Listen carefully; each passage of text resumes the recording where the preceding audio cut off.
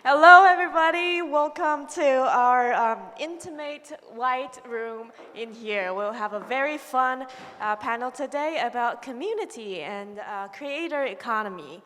I want to first check with everybody. How are we today? Great.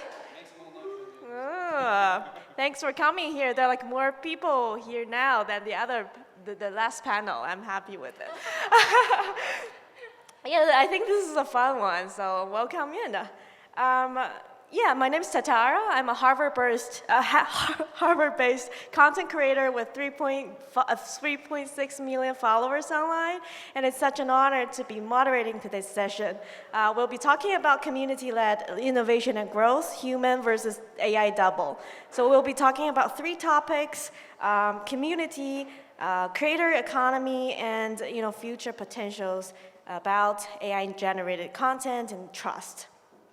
I think a lot of people in here, we're coming from this world of social media and e-commerce, which is a space where we're all currently trying to navigate the AI explosion.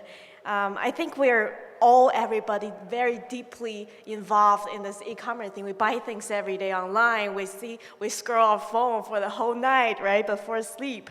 So I think we're all curious about, how AI is affecting our social media and e-commerce.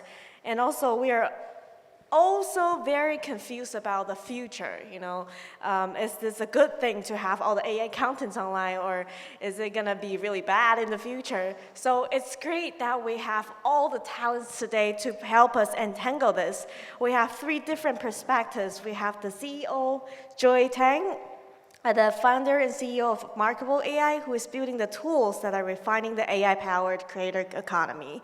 And we have the big tech perspective from Qing, head of ads platforms and skill growth at TikTok, who is the center of how community and e-commerce scale globally. And we also have GP at Progression, Vincent Diallo, and he's gonna give us a bigger picture on the future industry. Before we dive into any hard questions, I would love to give everyone maybe 1 minute that we can introduce ourselves, your business, and what you actually care about in this space. Hi, I'm basically a big nerd, graduate from MIT, and got a gold medal in math Olympics in China when I was 16. Came to the States when I was 17 and stayed here since then. I would say that, I am the nerdy friend for all of my creator customers. All of our customers are US creators who are selling products every single day. So they're professional affiliate creators. My top creator sells over $200 million sales a year, just single person. And aggregately last year, we sold total $1 billion products. And this year, we're estimating $2 to $3 billion from social commerce. Actually, we learned a lot of methodology from Asia, like in China, for example, 30% of the e-commerce sales are coming from social. But in the US right now, it's only 3%. So this market is definitely going to grow 10x in the next few years. And we're like the #1 player in the space right now, like leveraging the traffic from social and direct to retailers through creator content. Yeah, thank you, Joy. My name's Alan. I work for ByteDance TikTok for 8 years. So all my journey in TikTok, ByteDance, it's about SMB. So we're always trying to help the SMB business to grow in a much faster and more efficient way. So in ByteDance, I built a self-serve platform and growth marketing in Douyin business in China. And I moved to US 3 years ago. So currently in TikTok, I'm managing ads platform and also small business advertising. And currently, my biggest focus was on AI. So my topic is how to leverage AI to reshape the advertising experience. So yeah, I'm really happy to discuss more here. Thank you. Hello everyone, my name is Vincent. The accent is French, definitely. Born and raised. But I live currently in the Bay Area. Progression is a VC fund, no surprise, given the crowd and the topic here. We are the TikTok Alumni Fund. And I think that's the way I connect with the panel, because we are, in some way, a community-led fund. And I'd be happy to dive into that. We're currently raising and deploying our Fund 3. This is not a public solicitation. But if you have great products to show us, do not hesitate. Thank you so much. Well, before we go into each particular question, I wanted to ask us a very simple question: why we are here? Because today we're talking about community-led innovation. We'll be talking about three stakeholders: community, content creators, and customers. And I wonder how your business or day-to-day job is like integrated with those three groups, especially community. Yeah, I would say 70% of my time as a CEO today is really talking to the customers, understanding their need. I actually made a mistake before. I built Markable 10 years ago. The first 7 years, I was focusing on just building AI that I think is cool. And we tried to sell the technology to big social media platforms. And it ends up, they just like, we should acquire you for this much. I was like, that's very little money, but at the same time, we don't have much revenue. So that was really painful because we didn't really listen to the customer before we start building. And then around 3 years ago, I really sit down with my neighbors, who now is the #1 Amazon creator. I really asked her the question, what is your biggest pain point? How can I help you? And then have her list her priorities of her pain points. And then we build around the customer's priorities.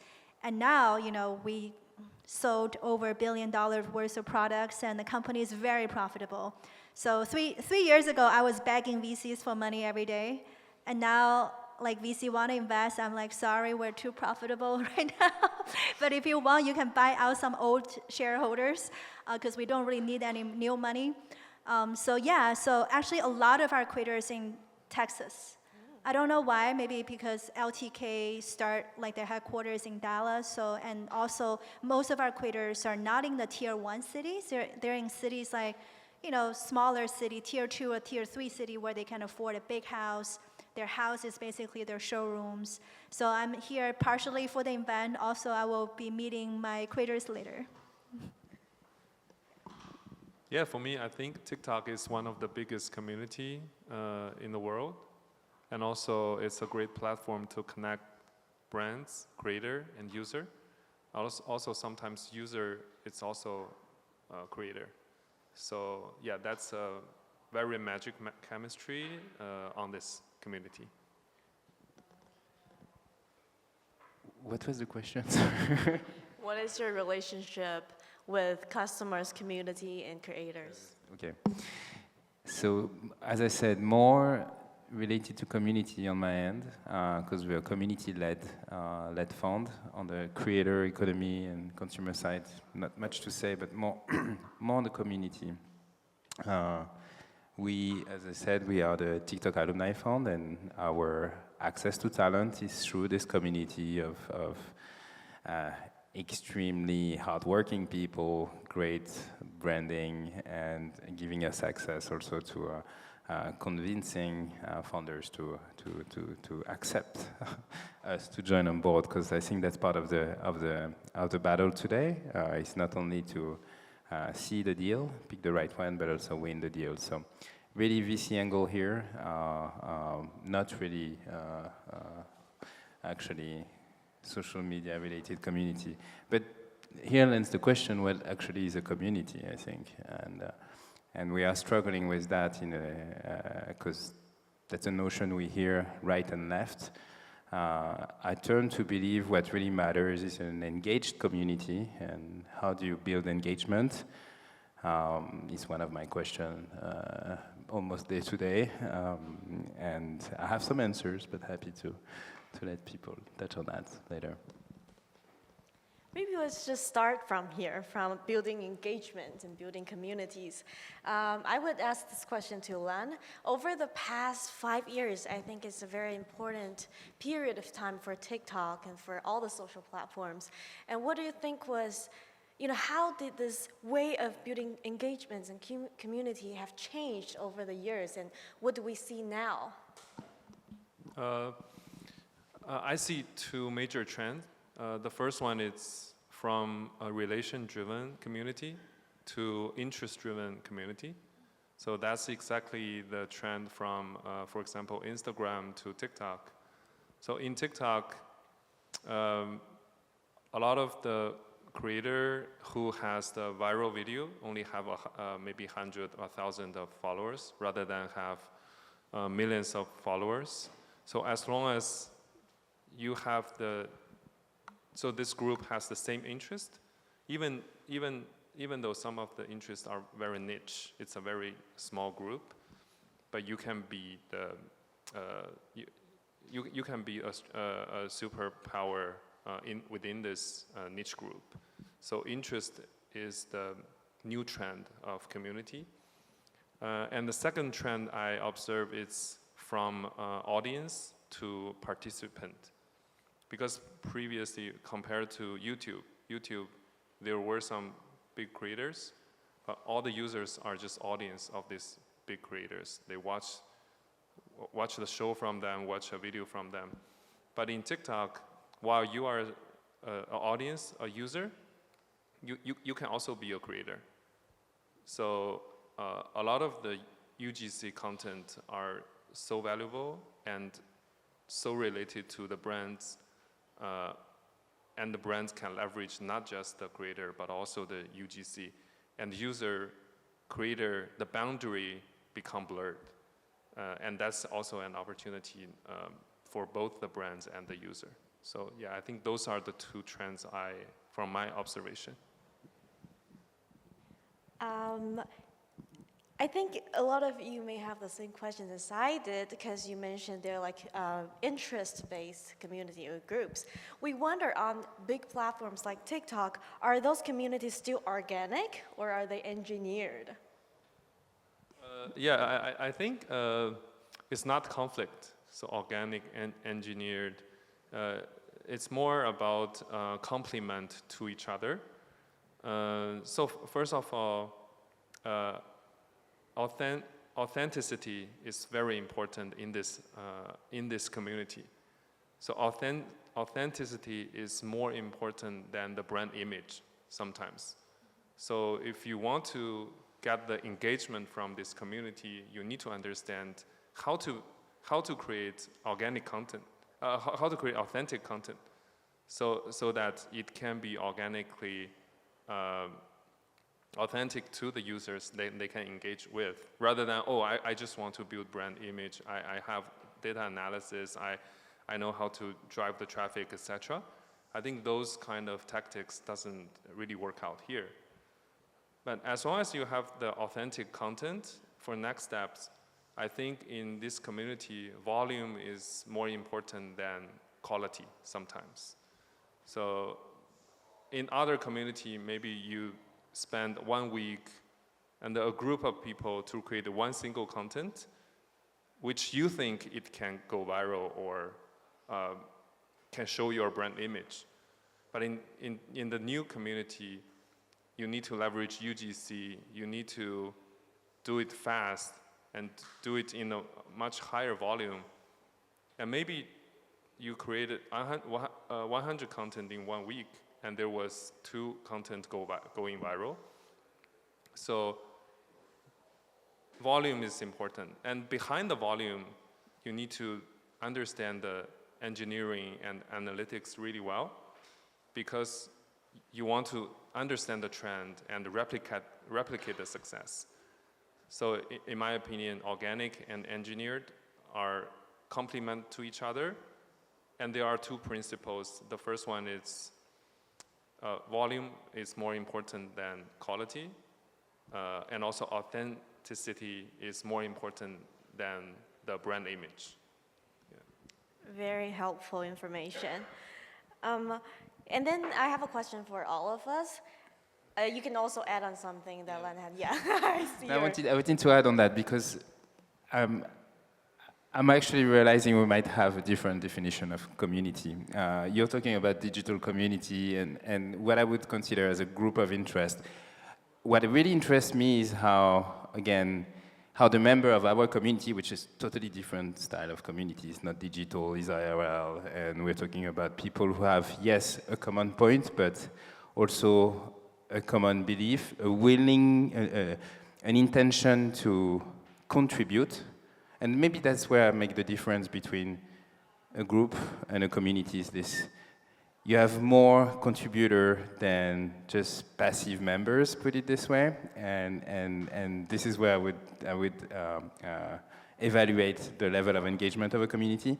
There's something else I think that is really, really important to what I think define, an engaged community compared to a group of interest would be this capacity to experience the community all at the same moment. And I think this can happen digitally. And I'm wondering if this actually exists in some way, the live portion of it, in some ways on TikTok. And to be clear, in our case, it's really engineered in a way there's the real intention to activate the community. It does not happen by chance. It takes a lot of effort, but there's a lot of reward out of it. Totally different from what could be defined as a digital community or a community on the TikTok. So I'm curious, is there some ways, I'm not a big TikTok user, don't say that in public, but is there a way you guys propose some ways to experience the community, whether it's a brand community or interest community, or, I don't know, an influencer community, at the same time in a synchronic way? Speak to the influencer community first. I agree with you. There's all kinds of different communities. We have the influencer community where there's obviously, in every community, there's always leaders, first of all. So the leaders, normally the ones that has most knowledge, where people naturally drawn to them, which I will also agree is the interest base. People are drawn to the leaders because they can gain interest from them. And I think, the reason why Markable was able to grow so fast from last year to now, I think is really because among influencers, they're really solo entrepreneurs. Like if you think about each influencer, they could be a stay-at-home mom. They have multiple kids and their husband is making good money and this is initially a hobby for them. And then they realize they're talented, now they're growing a business, but they're all solo entrepreneurs. They don't have help. So many influencers even told me that when they reach out to other influencers refuse to help them because they say that, well, it's my secret. You're my competitor. Because among influencers, it's almost like they see each other as competitors. They're competing for the traffic on TikTok, right, on Instagram. So then it comes to Markable is kind of like the nice neutral player where we're here to help you all. And then we're always building a community culture. We tell all creators, when you share your secret sauce with us, we share other people's secret sauce with you. So now, we're sharing everybody's secret sauce with all the creators in our community, which is very interest-based, right? So then we all make more money. And I think creators love that because this is the interest-based community. And the other side, when you're talking about the consumer as a community also, right? Actually, just like what Lan said, the organic and the ads traffic is very complementary. From our creators, 10% of the traffic is organic. 90% are operated by us. We're running ads for them on social, on Meta, on TikTok, all the places to gather, the most highest converting traffic. And a high converting traffic means that we're targeting the right customers, the right community, right? The consumers who like fashion versus the consumer who like kids product or home product. So I think when you come to community, you want to be very niched. The nicher the community, sometimes the further the message can spread. If it's too sprout, then no one knows that is this really talking to me or not. But when you have a very refined topic of a community, that's when people actually start listening, and hope that helps. Yeah. Let's continue with this topic. I think it's really interesting. So my further question is for everyone, maybe starting from Vincent, because that's relatable to your question, is that what do you think is the feature that separates durable communities from short-lived virality? What makes a community firmer and firmer and longer? I need to think a minute on that. Surprisingly, I think there's a question of size, actually. No, but there's a cap. I think beyond a certain level, not everything is scalable. I'm not sure engaged community are really scalable. And also to make the parallel with what we're doing, I think there's an emotional component.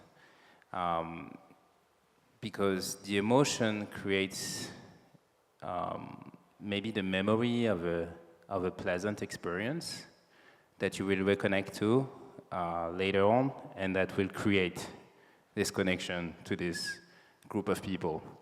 So the way we conduct it at Progression, there's something that is really important for us is to actually give an experience of the community that will deliver this emotional impact and this pleasant memory where people will engage with. And we really pay attention to that. We organize monthly dinner in different cities all over the world, where we have big ByteDance office and TikTok offices to connect with the local alumni. And we try to make sure that everybody has a chance to say something. We prepare the topic in advance, and we try to foster what we call collective intelligence, group intelligence. And the whole purpose of that is that we all first benefit from this moment. It's not just a networking moment. It's really a moment where you feel that you elevated yourself in some way, and you will take some mental note or some actual notes of what you heard or what you said, and hopefully we'll go back to it later on. So again, it sounds intellectual, but it's emotional first. It's like, I was there, I remember that moment, and hopefully that was a good moment. Yeah, I have some add-on here. I think from like virality, going viral to more doable or more continuous success or growth, I think we need to change the mindset, especially for marketing people, from campaign-based growth to community-based growth. Because previously, the brands always want to run one campaign to be very creative to get the momentum. Maybe sometimes they did, but it's hard to continue the success in the one community. But if you change the mindset to community-based growth, in day-to-day, you have to spend more efforts on manage those creators or your users. You need to dig into their interest for your consumers. It's definitely harder work, very hard working and more efforts, but finally it will pay off because you really understand your consumer, you find the interest that they have, you follow the trend to chase those interests in this community, and you establish a long-term relationship with the creators or influencers. And because the community has so many users, and if you nurture those users really well, you engage with them really well, and every day there will be some new users become a successful creator. And each success of the creator can be a success of your brands. So yeah, I really think change the mindset from a campaign-driven growth to community-driven is quite essential and the opportunity for marketers. Community interest-driven. I love it. Sure. Now let's move to the consumer behavior shift because of the growth of AI and AI doubles. We were actually talking about this morning that there are a lot of AI-made contents right now on the social media platforms. I wonder from Joy's perspective, from your observation, do you think the consumers really care about the AI contents? Do they identify it? Do they care about it? Does it affect how they purchase things and think about things? What is your take on that? Yeah, we believe AI is an amplifier, but it's not a replacement of authenticity. So if you replace authenticity, then the creators actually will lose followers. They lose engagement rate, and the brands will also not benefit from it. And even for like big platform retailer brands we work with, they actually require the creator to have authentic content, not using AI to create the person. But at the same time, we also use AI to enhance the content. We can beautify the person, beautify the environment, but the real authenticity of using the product, the experience has to be real, because that's the only thing that will actually reduce return rate. We actually, for our creators' content, we tested that our average return rate is like 70% lower than average retailer return rate. The reason is there's just too many products on e-commerce platform. How do you know which one you should buy? Because consumers are lost too. So the real value of a creator is really to pick the right product, knowing the value of this product, how it's better than other products. That's how their followers will continue to be sticky to them. That's how and then because they pick the right product, so the return rate is also much lower. And then the brands and platform is also happy because that also reduced their average return rate. Yeah, so we actually using Cdance, by the way. There are a lot of their APIs, and also we also do Gemini and ChatGPT and Alibaba One. We use different sources, but Cdance right now, Cdance 2.0 is doing really well. And actually we have AI teammates to customize their model to focus on just our creators' needs. And it's going really well. The creators are now producing 3 to 5 times more content, and the conversion rate hasn't dropped because we follow the principles authenticity and AI enhancement, not AI from nothing. Lan, what is your take on that from a platform perspective? And what are the regulations for AI contents right now? Yeah, honestly, I don't know the answer because we are also growing our advertisers. So we are paying ads on Google Meta to buy advertisers as well. From our test, when we leverage Cdance 2.0 to create some creatives, the overall CTR, CVR are better than previously. So I don't know about the future. Maybe in the future, 90% of the content will be AI made. But again, I think I agree with Joy. Most of the content for a product or a service, it has to be authentic. Otherwise, you're cheating your customer. You cannot be successful. Yeah, but for some of this scenario, maybe AI content can be much better and better performance than the man-made creatives. Yeah. Thank you. For the time management, we haven't started until 2 o'clock, so I guess we have until 2:40, is that right? We count the time right now? Okay, can we have one question from the audience and then we stop?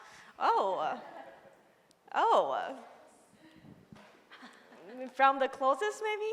What? Joy mentioned that there's some kind of zero-sum mentality between creators. But recently, I observed my shopping behavior is that I start to just ask ChatGPT or Claude to recommend product to me because I want something super specific. So I don't want to do the search myself. How would this shift in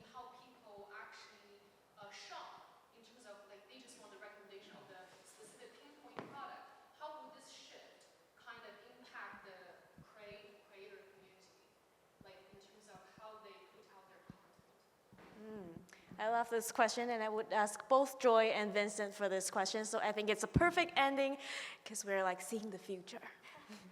Yeah, I think search advertising will always have its own separate traffic pool, just like Google will always be in business, where TikTok and Meta will also be in business.